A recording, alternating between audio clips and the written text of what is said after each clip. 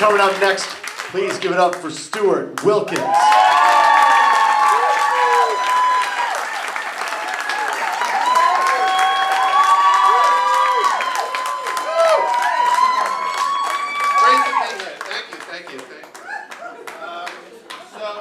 little bit about myself. I'm an attorney. I am 58 years old. I'm married. I have 4 daughters. And I've been married now 32 years. Thank you.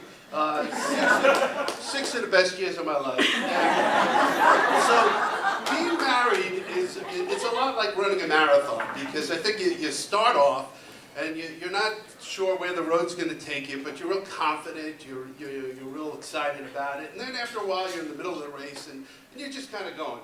You're going through the motions, you're hoping to get the end. And then towards the last part of it, you're like fucking exhausted, you're a little bit nauseous, and you just want it to end. But I suffer from, with all my daughters, I suffer from what I call girls. And it's not me, to me it's a gender imbalanced residential living situation. And so my daughters, they all recognized it. It was really great. So they came one day to me and they're like, these little girls, and they're so cute. And they're like, "Oh, Daddy, we're gonna get you some male bonding. We're gonna get you a doggy." I'm like, "Oh, that's great." So I visioned right away. Daddy walking down the street, pit bull, German shepherd, something manly because it's male bonding. But I come home and there's this little Riley, who's not to be confused with little Marco at all, but little Riley, and there's this little miniature poodle, and I'm like, how do you bond with that? It's just not working for me. And so, but I try really hard. But then one day I come home from work and I yell up, "Honey, I'm home," and she's, "Oh, honey, I'm putting the kids to sleep. Dinner's on the table, and oh, by the way, I got Riley fixed today." And so, as a guy at that age, all I hear, you don't hear anything. I hear food. So it's blah blah blah, food, and blah blah blah. So I don't really get it. But I'm sitting there. My wife's a great cook. I'm eating. She's having spaghetti and meatballs.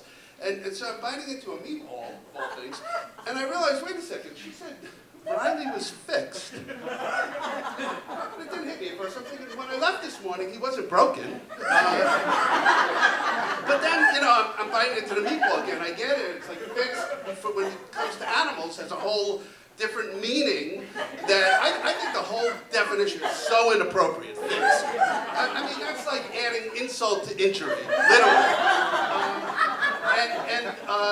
So, I feel bad. I'm thinking, first of all, what was Webster thinking that day? He must have been on crack. It's like maiming may be more appropriate, or disfigurement, dismemberment. I mean, fixed. That's horrible. I mean, like if a woman had a mastectomy, do you think we go, "Oh, you're all repaired now"? But I really give it a shot, and I try.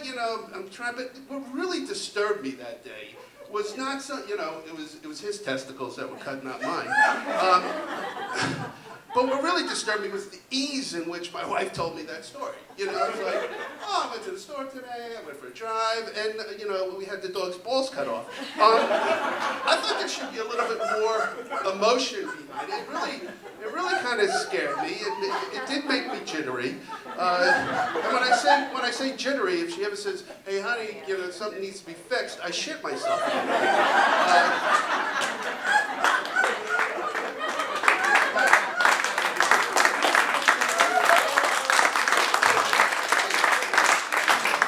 But I think I deserve some kind of award by the way I handled it, and that's not the only award that I think I deserve in life, because being married 32 years, I have.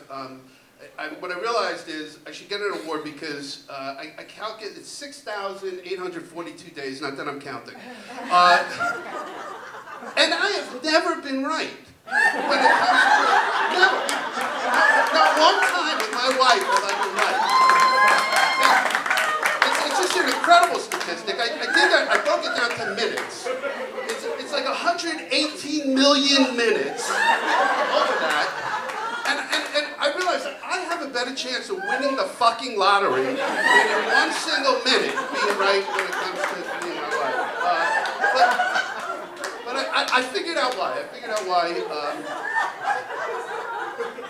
Men and women, they're just so different. When it comes to marriage,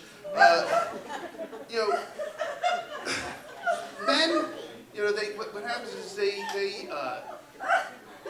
they meet a woman, girl, and they fall in love. That's perfect. You stay that way. You stay as beautiful as you are for the next 30 years. There's no need for me to marry somebody 30 years my junior. And just stay the same. But women, they don't necessarily think that same way. The way they think is, he's perfect.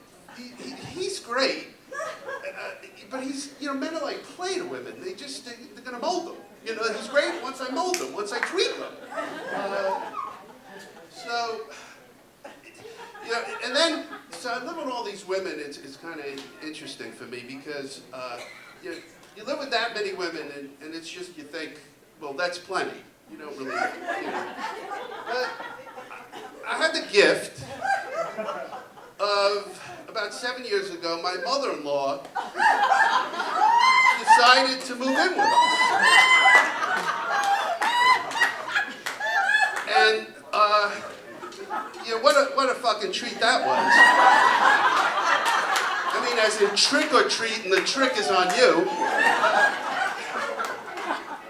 And, I couldn't figure out why. I figured out why. It was, she got sick and tired of just being annoying to me on weekends and holidays, so she was going to make it a fucking full-time career. But my mother was great. I love her. She's laughing now. You'll hear her laugh over. She's very glamorous. My kids call her Glam Mom, and so she's this tall, and with her heels, and so and here's the thing. So she's 73. She looks like she's much younger. She's very glamorous, but she's a little hard of hearing. In fact, she's deaf in one ear, and that's not bad. It's just that she's fucking dumb in the other ear. And so, a daily conversation with her is like this. So it starts off the same way every day. 7 years. She comes upstairs because we put her in the basement. And we did, but the sad part is you can't lock her there. She actually, by law, you can't do that. But she comes up, and every day, it's like the same shit. It's like, Lisa, that's my wife's name, and she says, Lisa's not home, so she'll come out and say,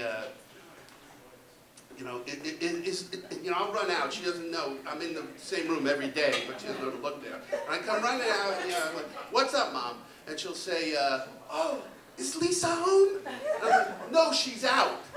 And so she says, oh, you mean the dog needs to go out? And I'm like, no, the dog doesn't need to go out. The dog's fine. And she's like, oh, you want a glass of wine? So we have this miscommunication all the time, and that's why we have this love-hate relationship. Basically, she loves me, and I hate her. That's it for me. Thank you.